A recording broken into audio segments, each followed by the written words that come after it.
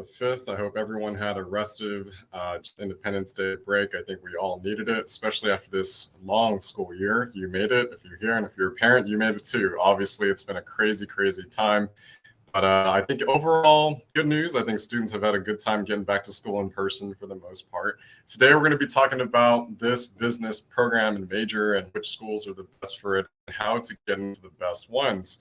I think this is an interesting topic because I think a lot of parents generally want their students to go study hard science or what they call STEM.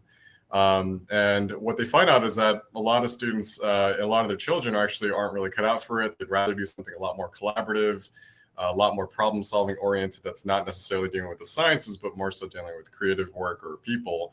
And so naturally, you have a lot of people who want to major in business. But there's this big question, right? Which is like, well, what exactly is business as a program and where do I go for it? So today we'll talk about both of those, which is, what exactly is business? 2, what are the best schools for it? And 3, how to improve your profile so that you get into a top business school.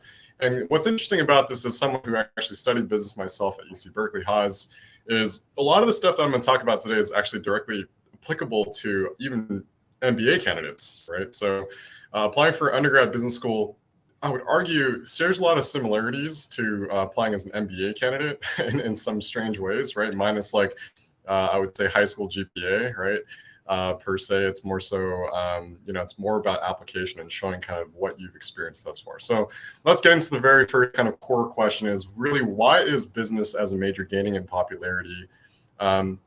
I really think it's people are realizing the potential it has for just high earning incomes. A lot of people that I know, including myself, have gone into business with an undergrad or, having earned an undergrad and not needing anything else. So they didn't go back for their master's. They didn't go back for any additional education, and they're earning easy 6 figures, many of whom are earning more than even let's say computer scientists are. And so naturally it begs the question is is there really opportunity there? Is it worth it, right? I think where a lot of the hesitation comes from is a lot of people don't understand what you learn from, studying business as a major, or really what it's worth, in terms of skill sets. Whereas you can point at, say, physics or computer science or stats and be able to point at a hard skill, whereas business seems a lot softer. And that's the thing is, you absolutely need the soft skills to balance out the hard skills. And oftentimes the scientists, computer scientists, physicists, statisticians, actuaries, whatever, they don't know how to manage people. They don't know how to identify market opportunities, right? They don't know how to do things like company valuations and things that are a lot more subjective, right? Whereas I think a big part of the human experience is very much about people and the way we think. And business specifically is about solving problems to make a profit, right? It's, again, I'm going to repeat that. It's about solving problems in a way that allows you to make a profit. And I think as long as we work in this, profit-driven capitalistic society, which doesn't seem to be ending anytime soon, you're going to need people to understand how to manage businesses. And so business undergraduate candidates can choose a number of specialties from HR to marketing, and they can even go into data science or finance. They can go corporate finance, go into investment banking, understand how to really, the transactions of, IPOs work. Or you can management or even entrepreneurship. So there's a lot of different tracks you can choose. And oftentimes those specializations are chosen when you're, already an undergrad, right? And so, for all the parents or students out there who aren't really sure what business is, my suggestion is don't worry about it. Is really, if you go into it, there are going to be a number of careers. All you need to look for is, okay, if you're trying to find out what jobs come out of a business degree, literally go to Indeed.com and search up business and entry level, and you'll see a whole bunch in the same categories that I just outlined from, again, HR, finance, marketing, data science, operations, management, entrepreneurship, account management, technical account management. I can go on and on and on and on. So anytime someone says, guys, there aren't any jobs in business, or this is going to be a useless degree, again, show them the data, right? I mean, especially parents nowadays who always want to see proof, right? Look at it. There's tons and tons of proof. Starting salaries are very competitive, especially if you live anywhere like in the Bay Area where obviously we're based, right? starting salaries are oftentimes in the 80s, 90s, even higher if you're a certain specialization in the six figures, right? And so it's gaining popularity because there's a lot of students who want to work with people and not necessarily with hard science. And so business is an excellent major that has a lot of different options. That's also very reliable. Because, by the way, since the skills are soft skills that they're based on, it's a lot harder to automate away those jobs, right? As you can imagine. Whereas, quite ironically, the harder skills can be more easily automated away. And so I guess that's a topic of debate for another day. But the second area is like, how do I structure my high school journey to kind of like, go towards the business major? And I'd say, obviously, the basics you guys already know, right?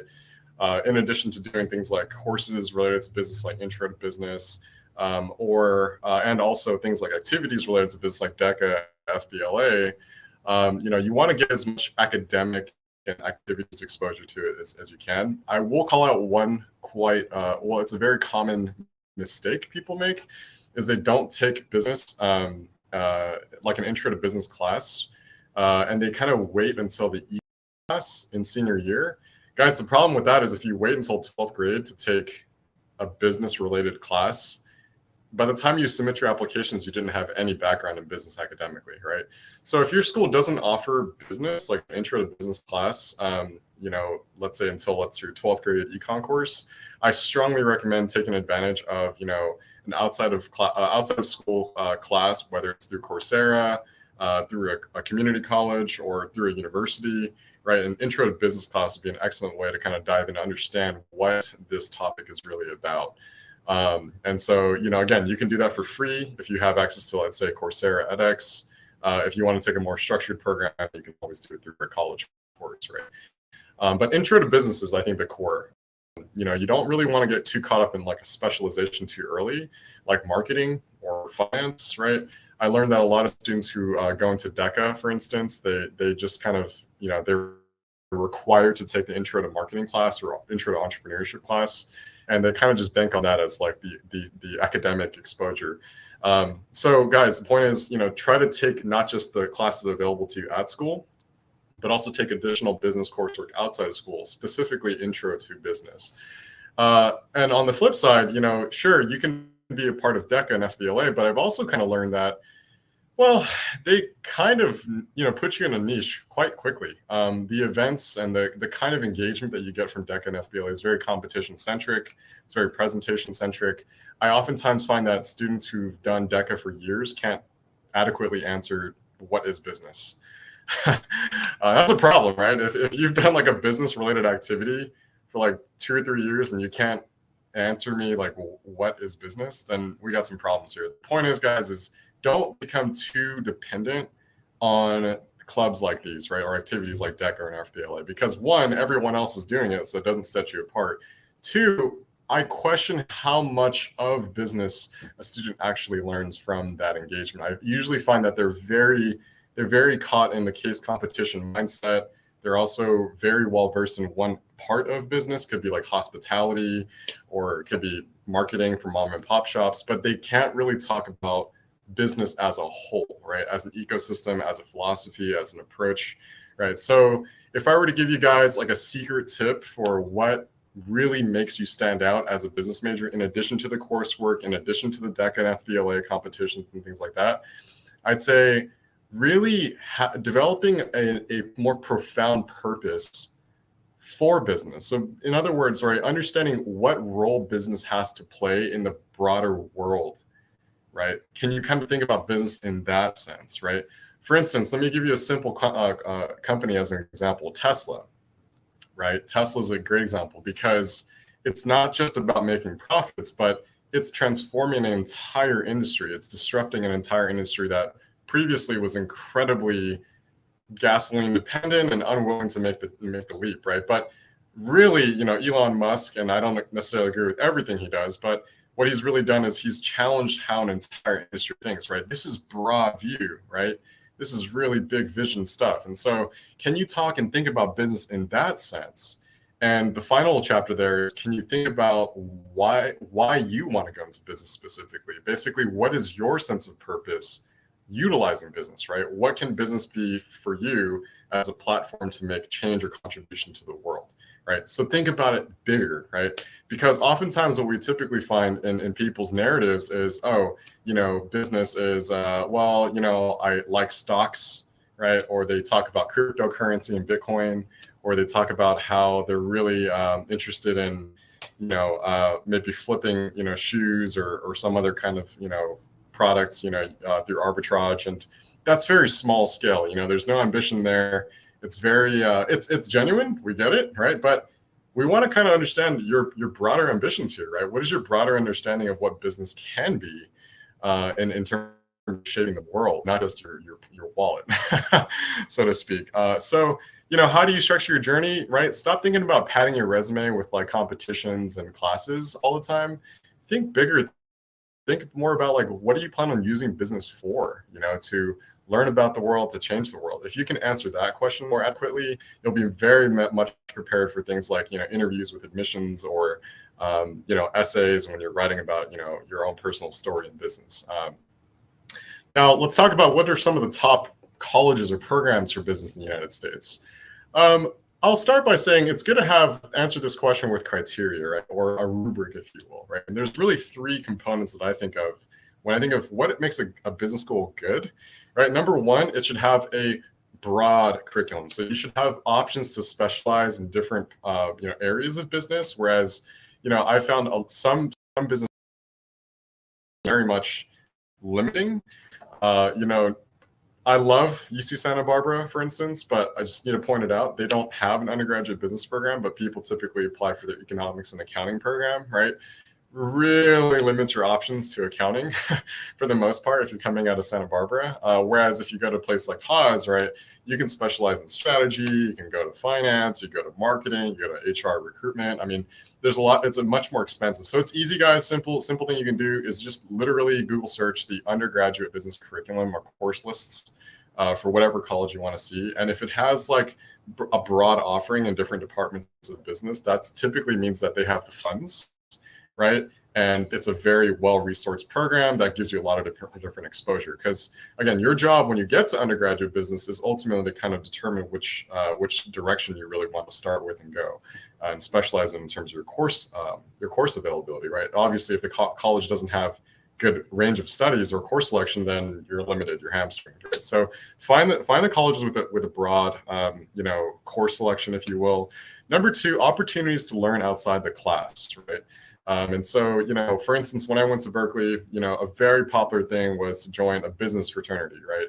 They're incredibly well-resourced. They get you in touch with alumni. After you graduate, you typically have like, the internal secrets, if you will, right, of interview questions and how to get jobs at very hard to reach places, things like that.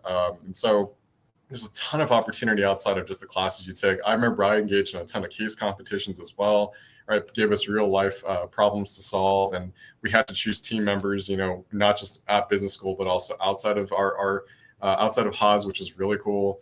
And so those are some of my best learning experiences. And in fact, I'd say 90% of what I learned at business school came from outside the class, right? The class gives you foundations, but you have to learn how to apply that yourself in whichever ways that fascinates you most. So opportunities outside the class, are they available, right? Simple search in terms of activities or on the business website of a college, right? What exactly are they featuring in terms of the different involvements and activities available to students?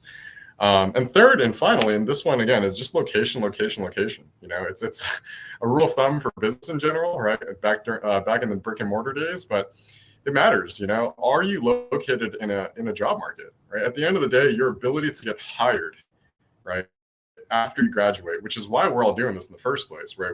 Everyone wants to go to college to get a strong degree from a good school, and then for the purpose of ultimately going somewhere and working, right? So obviously, guys, you want to kind of like, prioritize the colleges that are located in or near a job market.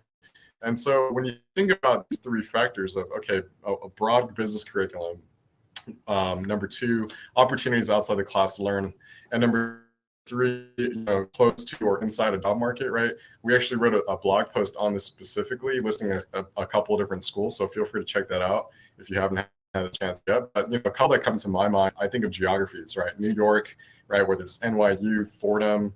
You think of Los Angeles, SF Bay Area, right? USC, LMU, Schools even like Santa Clara University, somewhat smaller, but very, just ripe with opportunities. And don't even underestimate places like San Jose State or San Francisco State, right? Just because they're not as prestigious as the rankings of like a UC. The benefit is you're actually placed in the hottest job market, arguably in the world. So the opportunities are there. Employers would rather just hire the top of class close to home rather than having to fly out, deal with the logistics of going to a different state or city that's far away from their HQ, right? When I used to work at Google, for instance, the top feeder school was San Jose State. Not Berkeley, not Stanford. It was just San Jose State, which is interesting, right? Because they just figured, why would I go all the way to, let's say, Boston, right? If I could just find the top of the top, the cream of the crop right here. And I have tons of friends, by the way, who've gone to schools like even close to home, in Silicon Valley, who, again, they're doing just as good as all the kids who went to the higher ranking schools because they're located in a job market. So a couple schools that come to my mind, think of geographies, USC, LMU, Santa Clara U, obviously Berkeley Haas has to be up there, but don't underestimate schools like Irvine too, right? Even though Irvine on a list of rankings might not be, top 20, Irvine's located in one of the hottest job markets right now too. In Orange, OC, it's blowing up, right? It's been startup central for over a decade, but I think now, obviously everyone's finally starting to catch on. So there are a lot of good programs, but ultimately it's up to you to kind of do some research, figure out, look at the blog as a place of a starting point, and then do some research to find additional lists that, fit you best. And, in terms of, if you're still thinking about, what should I consider if I want to major in business or what career paths are available to me?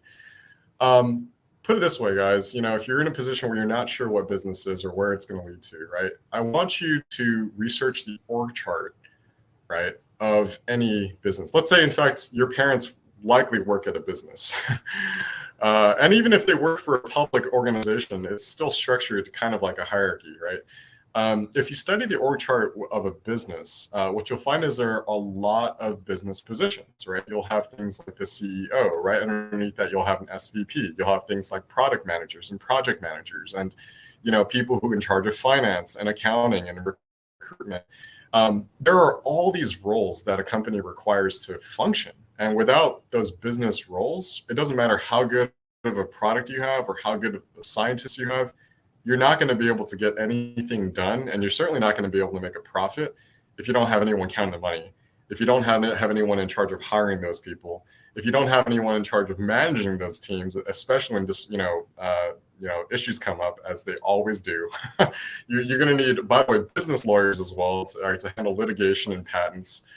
There are a ton of roles at every company, and an undergrad in business will prepare you to, one, understand what those roles are, and two, help you understand, most importantly, which one you want to play. And, as someone who went to business school, also served as an interviewer, right, for at UC Berkeley Haas and seen different candidates, right? One thing, my final tip to you is, again, think big, right? Don't get limited to stock picks or cryptocurrency or whatever's trending, right? No, think bigger. Right? Why is business important to the world? Why is business important to you? Right? And if you think big, if you think about how business has really contributed towards human progress, right? That's when you start realizing, okay, right, there's a lot of room here to really grow and change the world, as opposed to just a way of making money, right? So there are very, very concrete salaries. There are very concrete positions and specializations within business. Don't listen to anyone who says that, okay, it's a meaningless degree, or there's, it's risky, if you go that way, because it's not, right? If that were the case, then trust me, I wouldn't have found the jobs that I found at, Google, and obviously working in equity research in the stock market with just an undergrad in business. One of my friends, by the way, who lives in Colorado, he's easily making a multiple of, what most of our, most engineers make, right? A lot of people talk about being an engineer or a doctor or even a lawyer. And, my friend probably makes, 5 to 6 times what they earn. And he only has a bachelor's degree, right? That wasn't risky, right? In fact, maybe someday I'll have him on, go live, and he can talk about his story and how he's been able to make it so far, and none of it was risky. It was very much just he found a passion in an avenue of business, and he decided to run with it. And that passion just turned out to be one that pays really well. So there's a lot of different areas of business right now that are incredibly profitable. And so, in case you're ever wondering about what those are, feel free to reach out, to us at hello@readyedgego.com.